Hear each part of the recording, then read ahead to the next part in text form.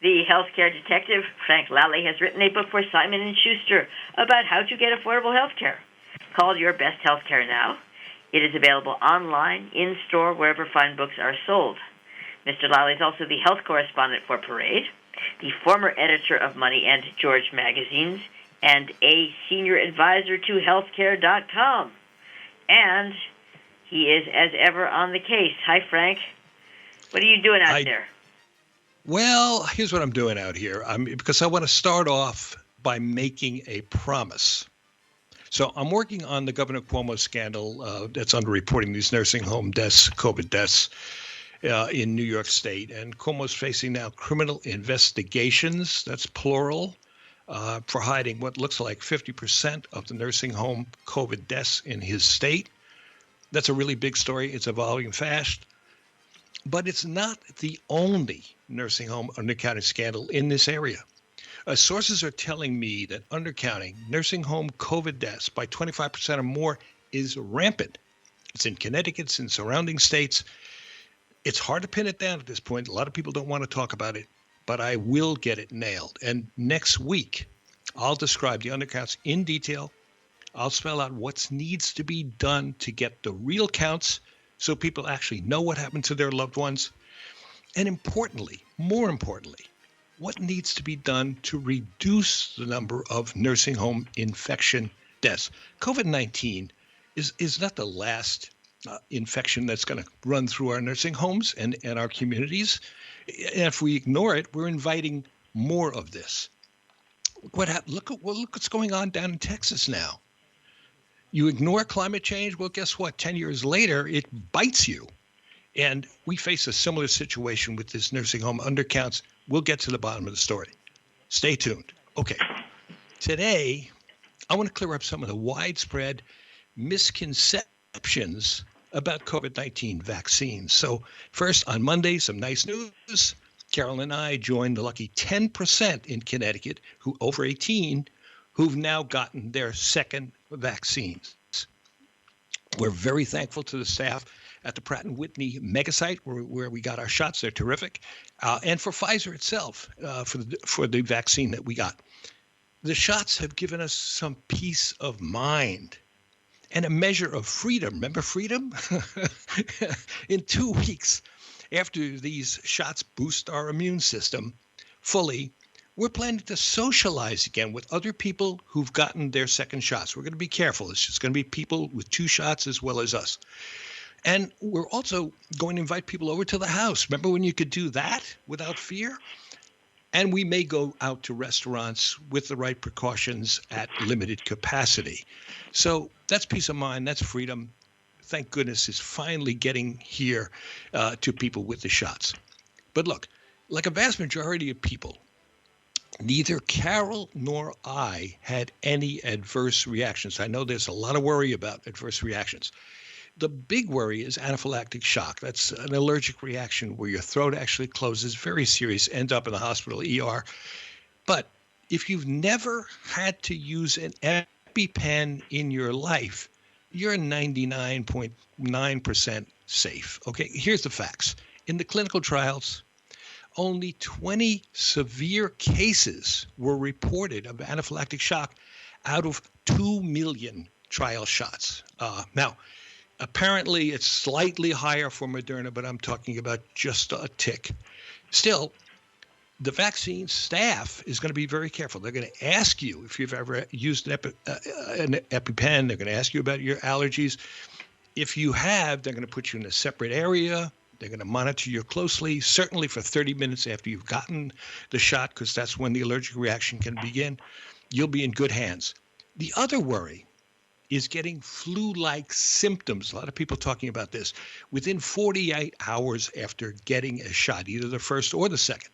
You can get a headache, you can get fatigue, chills, even fever. And since Moderna is slightly less effective against allergic reaction, people think that Moderna causes more flu-like symptoms. I've had a couple of nurses tell me that. It's not true. Here are the facts. With Pfizer, 7% of those 18 to 55 get a fever after the first shot. 31% get some fever after the second shot.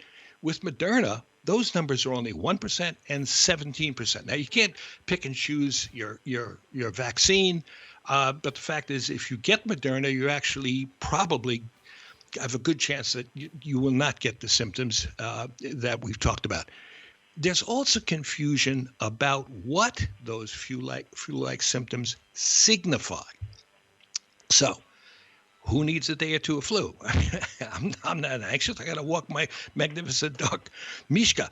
I don't want the flu for 2 days, but the symptoms are a sign that the vaccine is actually revving up your immune system. It's a good sign. Your immune system is getting in shape to protect you from COVID-19 if it ever hits you.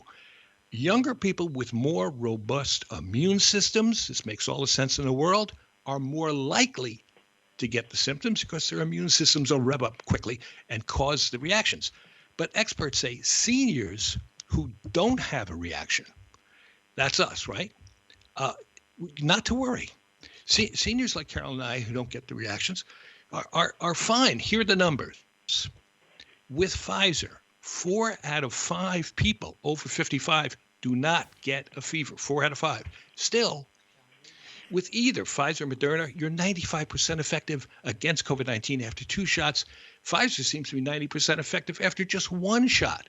And that includes against the fast-spreading UK variant people are worried about. Slightly less against the South African variant, but still effective. So the variant that concerns me is the still rare one out of Brazil. Now, I said last week that we're all going to need a 3rd shot in the fall to keep us protected.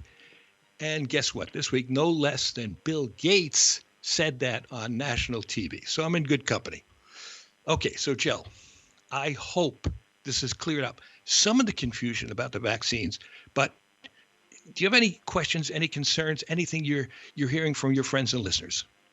No, I just wonder, though, about, it's like it's wonderful that we've got these stats that are being released by I'm not sure who, but, so 4 out of 5 are okay, but the one, and how many vaccines and how good are the numbers?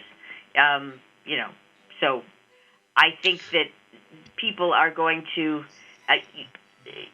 for example, you will never be able to convince a senior that I know that if you don't have a reaction, it's okay. So, it's like these are good bits of information generally, but people still have their own notions about it. That's all. Yeah, no, listen, I think it's a fact that we're going to be struggling to get 70% of the population, even in this state, vaccinated. We've got more than 70% now in people over 75, so that's progress. But there's a hardcore 25 to 30% of people who just don't want to take the vaccine. Did you, by the way, see the Wall Street Journal piece today, the 19th, that that COVID cases have in fact dropped 77% in 6 weeks?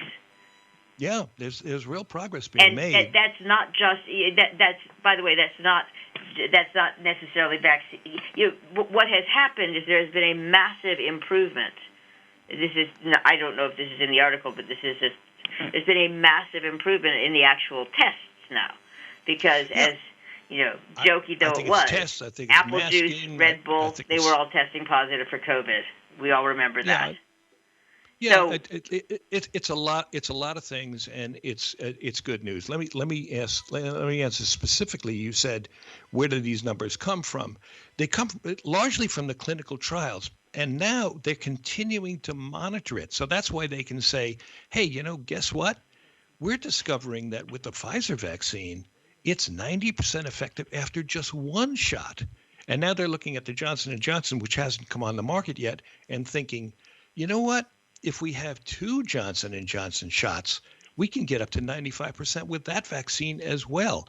So, look, good things are happening, but there will be a hardcore of people who don't want this vaccine, no matter what we say or anybody else says. That is a worry because if we don't get to the 70, 75% vaccination rate throughout the country, we may not get to what I call community immunity, not herd immunity. I don't like that phrase. It's community immunity. Well, what about cell immunity that people have? I'm sorry? What about other immunities that aren't being sampled? That you have to. Like, for example, here, and we've only got a few minutes left, so this is a different and possibly more philosophical debate. But it's not. In places where it's not raging and people aren't vaccinated 100% and have herd immunity, there is something to be said for the fact that A, cases are dropping, and B, for whatever reason, people aren't falling over with COVID every day. Look, it's all true, but here's, and we've seen this pattern, okay? You get whole areas, and in fact, whole states where, no cases whatsoever. And then all of a sudden, there's a tremendous flare-up from something that sparks. So, and we want to ignore that as we want to avoid that as much as possible. So the old rules apply, and this is an ongoing story. We're making progress. All right, so we've only got a little time left. Let me give you a little word of warning. If you're in line to get a shot, there are a lot of more people in line now, essential workers, teachers coming on board in mid-March. Guess what? The lines are getting longer. So here's my advice. We had our first shot at Pratt & Whitney, and they were terrific. We were in and out in 45 minutes. Okay, and I made fun of the guys at Dodger Stadium who wait 3 hours. Well, guess what? We went back for our second shot 3 weeks later on Monday, and we were in line for 3 hours. Okay, so why? They're doing 2,500 people a day now. Lines get longer. All right. If you get an appointment and then show up 30 minutes before the appointed time, but don't get there any earlier. You show up any earlier, you're going to be put into a holding area until it's your time. Don't go without an appointment. There's a lane, no appointment, exit left. Away you go. You will not get a shot. Get an appointment and then get there just a little bit earlier. It'll cut down your waiting time. One more thing I want to say here, Jill, a little piece of good news. I've talked about this in the past. I wrote a single topic magazine for Women's World. It's called Save on Healthcare. Well, guess what? Finally, it's on sale now on newsstands, supermarkets, and elsewhere on Amazon. So for $12.99, you get 251 ways to get A-plus care, and you can save hundreds of dollars. I guarantee you spend $12.99, you'll save hundreds of dollars, because the magazine is actually a 2021 update of my book, Your Best Healthcare Now. The book is still a very good resource, but I wrote it 4 years ago. Things have changed. There's a lot of information about how to avoid balanced bills. It's just one little snippet. Under the law now, if you say to your pharmacist, hey, can I save money on this prescription I'm about to fill, he must tell you there's a cheaper version available. It's just as effective and less money, like a generic at 80% less, maybe even over-the-counter product. There were laws 4 years ago, gag laws, preventing the pharmacist from helping you. Those laws are gone. Your pharmacist has to help you. Millions, not millions, but a number of very good ideas and tips in this book from Women's World. It's called Save on Healthcare. Pick it up. It'll save you some money, and you'll get better care. Which is the goal. Thank you, Frank. The Healthcare Detective, Senior Advisor to Healthcare.com. Send your questions or concerns about finding affordable healthcare to Healthcare Detective at RobinHoodRadio.com. Frank will try to address as many of your questions as he can on future broadcasts. Also, look for his book, Your Best Healthcare Now, which he will be updating, available online, in store, and on my desk.